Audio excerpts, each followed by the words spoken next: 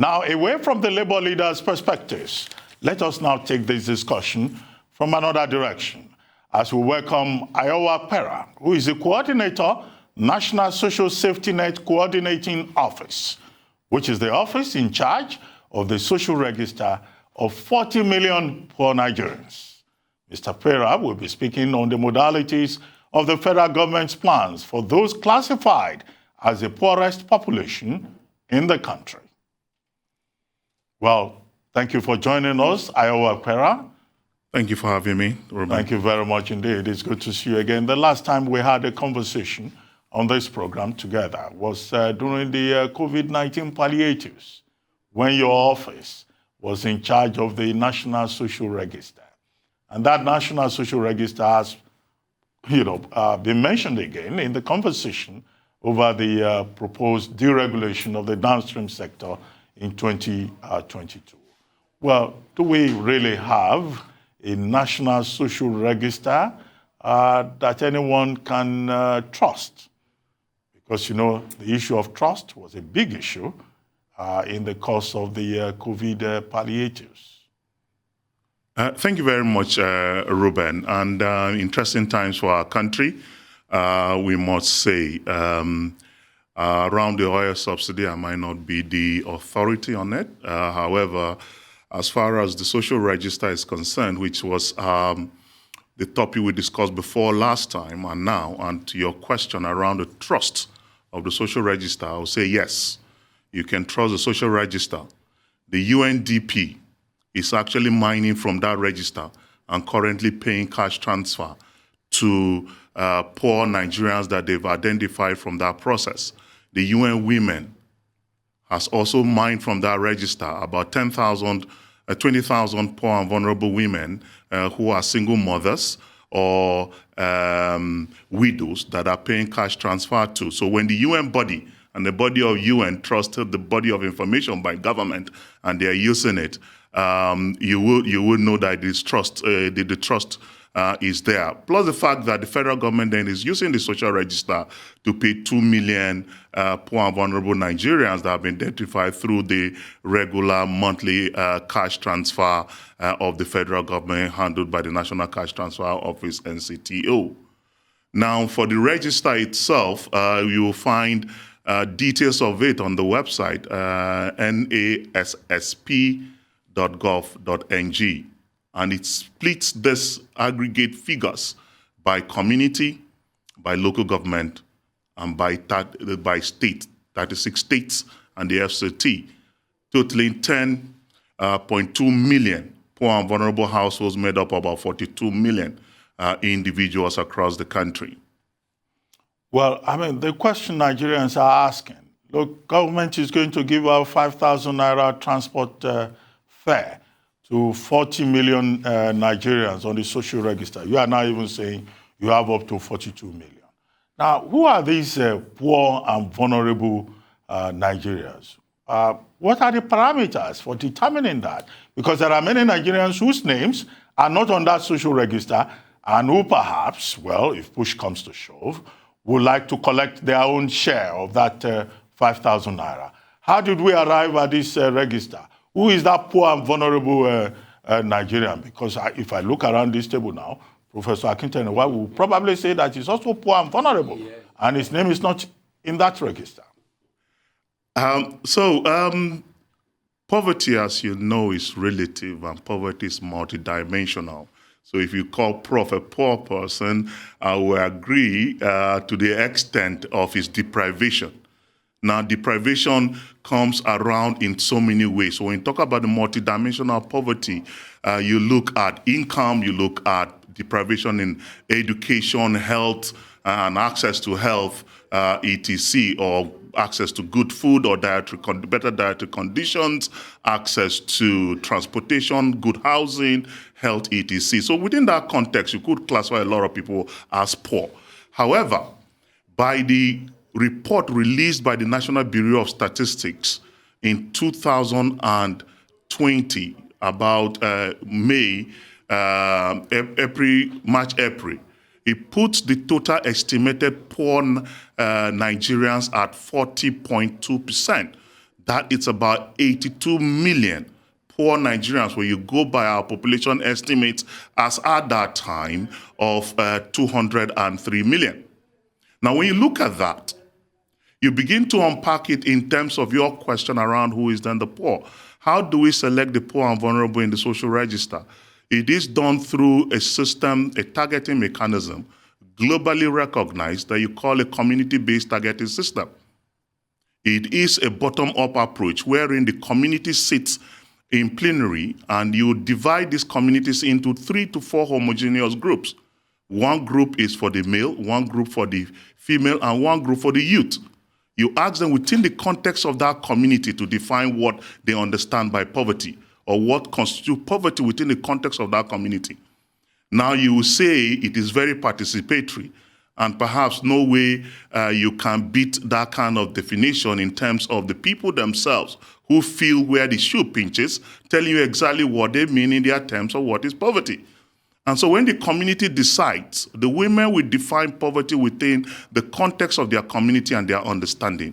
The male will do the same and the youth will do the same. Then we ask them to then identify the poor and vulnerable households within that community based on their definition. When they select this, we'll bring all 3 groups back into plenary and we harmonize the list. So we harmonize the list of the women, youth, and adult. And then the community selects 1 male, 1 female that signs off on this list. A copy of this list is left with the community. 109,000 communities so far across the 36 states of the Federation, and you'll find that list in each of those communities. We take a copy of that harmonized list, and then the enumerators will register them using Kobo Collect on electronically based Kobo Collect form. And then this information then comes back first to the state. So every state of the Federation, 36 states of the Federation and the FCT, there's a state operations and coordinating unit office responsible for collecting, cleaning, and managing the social register at state level. Here in Lagos, it is in the Ministry of Planning under the supervision of the Commissioner of Planning.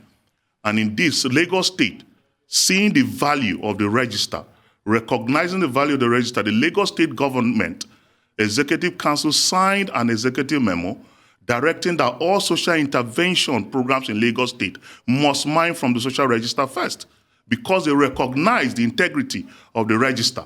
In fact, as we speak now, the Lagos State government has gone ahead to make the State Operations Coordinating Unit a full-fledged department under the Ministry of Planning.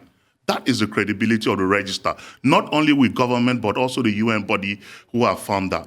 Now, when COVID struck, and this is what the discussion we had last time, Ruben, Nigeria did not have a shock responsive framework or system where when disasters such like that impact negatively on the economy and cause our economic crisis, we could easily activate. So what we did was then to design what you call the Rapid Response Register. Now, this Rapid Response Register is a shock responsive framework targeting the urban poor. The social register, you start to build from poorer communities and you're working yourself up until you saturate the entire communities.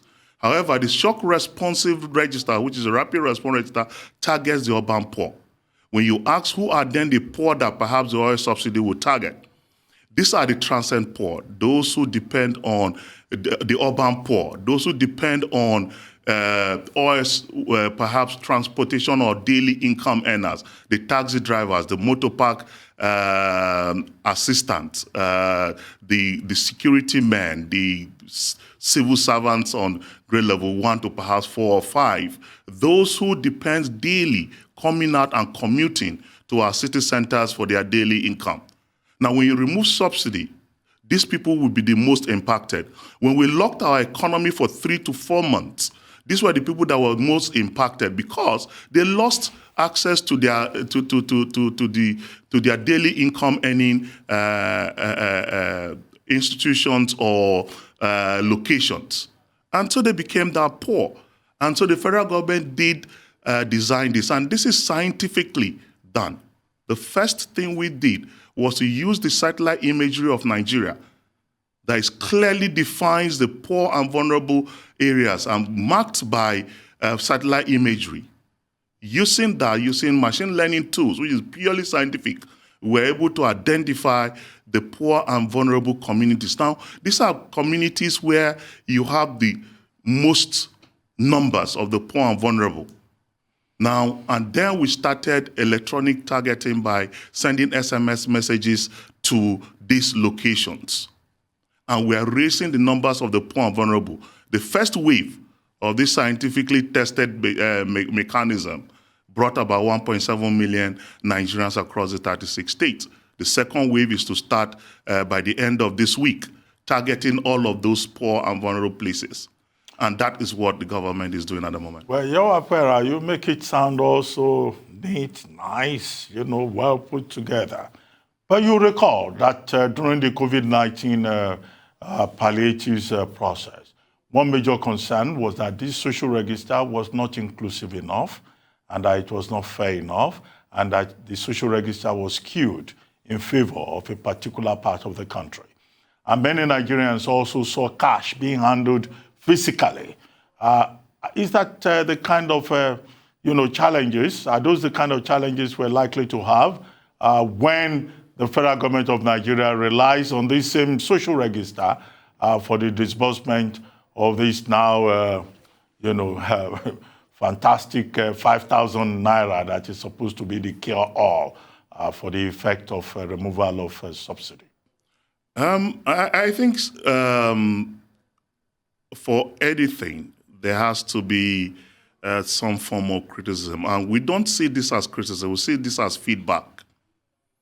Feedback to a system that has evolved over the time. Feedback on a system that we started first with paper-based, and then we graduated to using electronic means of data collection and data cleaning. And we've improved the data quality to the extent that we're having the UN bodies have confidence in using this information. Now, we know that a good percentage of Nigerians are unbanked. We know that there's poor level of infrastructure, banking facilities within our communities, within our places. But what COVID-19 did to us is to sort of brought in some emerging businesses. I don't know, Ruben, if you notice, but I stay in the poor areas. Maybe you stay in more posh areas. Every day I leave my house, there is a new POS stand or kiosk that comes up on my street. And this is happening across the country, widely so. And so they are bringing banking and banking instruments closer and closer to Nigerians. And so making it much, much easier to transfer cash or make cash available to people. What on our part we're doing, for the rapid response register that is targeting the urban poor, we are collecting bank account numbers and nationally recognized identification of each beneficiary registered into the rapid response register. We're going back to update the social register with the same information, but also taking other information along with it, including the geo-coordinates. So for instance, when you come to the social register and you're given access to the geo-coordinates, you can trace each and every household. You can track everyone that we collect cash or will be transfer cash to the bank. And this information will be there. So government on its own part, as far as we are concerned from the social register point of view, we're doing all we can to ensure that the information is not only there and readily available as an instrument for government and other bodies to use, but it is as credible as you can get it anywhere else in the world. Well, since our conversation around the COVID palliatives, we've had the Central Bank of Nigeria introducing what it calls the e-Naira wallet, which is supposed to promote financial inclusion and bring more people within the bracket in terms of financial transactions. Is your office considering the use of the e-Naira wallet? Have you thought of it, or is it a possibility that you may consider? So we, from my office point of view, we develop the register and we manage the systems around it. Interventions such as cash transfer is handled by the National Cash Transfer Office. But I would think everyone will go towards looking at digital means. The Honorable Minister of Finance stated very clearly in her statement that the 40 million payment will only be digital, and that means it will only go through electronic means. So the e-wallet, of course, will be one of such considerations. And I think in the terms of the central bank, they should be doing everything possible to see that even in very remote places, you're able to access this. Now, mobile money has been something that has been a challenge in Nigeria. It is not telco-driven as it is in Kenya for M-Pesa and all of that is widespread. Here it's mostly bank-driven, tied to bank accounts, and the KYC of banks makes it a little bit challenging. Even that is actually relaxing now. They have what they call tier 1 accounts, where you can give accounts by your phone numbers and people can access money until they're able to get their BVN. So things are improving and things are looking up. And everyone, including the National Cash Transfer Office under the Federal Ministry of Humanitarian Affairs, Disaster Management, and Social Development, is exploring paying digitally and no longer cash. And this is actually directed by our Honorable Minister, the Honorable Minister of Humanitarian Affairs, Disaster Management and Social Development, that we must, for every penny paid for the cash transfer, pay digitally. So the charge back to the social register, which is the source document from where these people are sourced from to pay, we are doing everything we can to ensure that to the extent possible, everyone on the social register has a nationally recognized ID card that you would then quickly use that even to bring them onto any platform. A recognized phone number that is registered in their name. Either they have a driver's license, they have a national ID number, or they have an international passport, or they have a voter's card.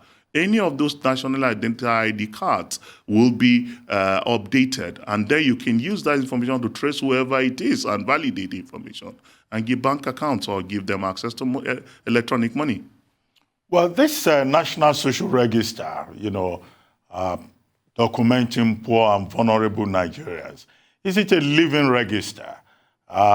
Is there a mechanism in place for updating it and for ensuring that Nigerians who feel that they qualify for that 5,000 naira that the federal government is talking about, how do people get onto that register?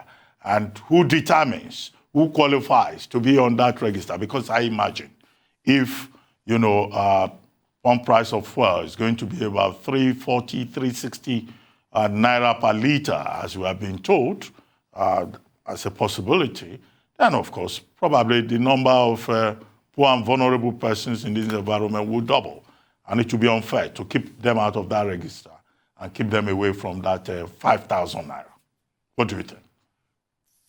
If the government will, because the mechanism for or the criteria for identifying or perhaps mining, if at all, if from the social register has not been defined yet, because from the social register you have a huge body of data sets for each individual. In fact, the data points for each individual in the social register is 138 indicators. That is from your biodata to your access to economic activities, to your assets, etc. So this information is varied, and then the government might decide the criteria for which they will want to identify those people. Most of them might perhaps fall in the social register. However, for the urban poor, which is the rapid response register, every individual by Thursday will start the second wave. By you dialing, like in Lagos State, for every community, it's coded and the codes will be released. The radio announcements and TV announcements should start perhaps Monday, Tuesday. You listen to it. It will be also on social media, in the papers. If you dial 969, yes, that is the code, you get access to register onto the rapid response register. What we'll take is the first information on your name, your address, where you'll be located, your phone number. Once the rapid response, when you register onto this using the short code 969, we'll then go and validate the information.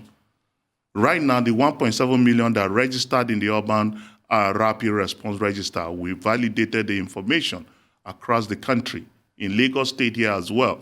And so when we open the second wave, we are expecting that people will also lash onto it, dial onto this, and get registered wherein we validate. Now, when government comes out with clear modalities on how the 40 million will be selected, perhaps the Rapid Response Register or the National Social Register itself would then become a tool for government to mine these identified poor and vulnerable people to access and pay them. So on our part, we are going ahead of time, and we are working seriously based on the shock response framework that was developed during COVID. And you will see that perhaps the remote oil subsidy will bring up the economic crisis just like COVID did. And so the shock framework provides Nigeria now a framework to activate. So if there are flash floods, say in Lagos, and a local government is displaced, the Rapid Response Register becomes an instrument that Lagos State government will quickly activate, and the 969 code is available to residents of that particular place to quickly dial and register and be attended to or help get to them. So this is what we're doing in the National Social Safety Net Coordinating Office, NASCO. Okay, this 969 code, can you assure us that it will work seamlessly and that the urban poor who are trying to get onto that register through that code will not experience the usual Nigerian factor, they call it? It's worked well. We've already tried it in the first wave that was here in July, August. Like I said, we had 1.7 million Nigerians who latched onto that. The second wave opens. The first wave was actually the 969 was actually only USSD enabled. But what we have done is to work with NCC and the telcos. And now we have activated the 969 for voice as well, thereby giving access to those who are illiterate to even call. And when you call the 969, you are taken through. So if you're speaking English, perhaps you dial 1. If you're speaking Pidgin, you dial 2. If it's Yoruba, you dial 3. Like that in all the languages. And this short code will be open to all affected states and communities that we're targeting by the end of this week that we're going into. And so you'll be able to dial that number and register through voice, or send a text message through that number and get the link on the USSD code and register. We ask for only minimum information. At that stage, we will not ask for your BVN. We will not ask for your bank account number. We ask for your phone number, we ask for your name, we ask for your address. And of course, two things will happen here, Ruben. We might have an explosion, so everybody will register, right? And then it will be a huge challenge validating and all of that. But what we have done with the instrument of the State Operations Coordinating Unit in every state of the Federation, each state SUCO, as we call them, has up to 18 to 30 member team in every local government of the Federation. 774 local government have local government staff numbering from 18 to 30 that are going to work to validate the information that we're receiving from people, house to house, taking their geo coordinates. Because for us, it's very, very important to take those additional information. It's also very important to take the geo coordinates, because you want to track these people, you're able to do so. So that they are now living people that you can easily associate with, and not just aggregate figures that we'll be talking about. Okay, Iorwa Kpera, I get your point, but do you have any anxieties about this assignment that your office is likely to take on? And then beyond, I don't want an obedient servant's answer.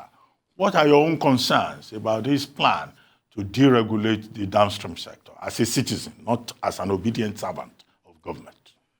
Okay, so the first part of your question is the concerns about this, and I tell you, I have a lot of concerns. The first time we did this in July, we faced quite a number of challenges. Some were technical, so we're working with MTN and Co. and the other telcos. And once the monies that we have deposited for this shortcut finishes, it will take close to 24 to 48 hours, even when we pay, to activate the code to go back on stream. That period, that window period, discourages people to come up back to register, because some people might have tried at that time and they will not get through, and they say, it's 419. When we ran this even as a pilot, we added 1 or 2 questions to say if they are satisfied with the system and the rest. And we got the general apathy against government moves that they don't trust, and they say it's 419 and all of that. So we have those fears.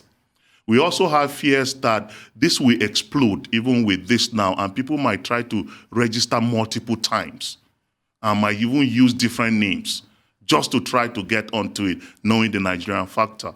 We are also scared about those. We are also apprehensive of those kind of issues. But those are risks that when you're planning a program, you try to identify. And then you try to then put forward strategies to mitigate these risks, which we are trying to do, working with the telcos and the NCC to try to streamline the numbers and the number of times a particular number can register, so that it helps us cut the numbers down and keep it to a sane level that we can validate.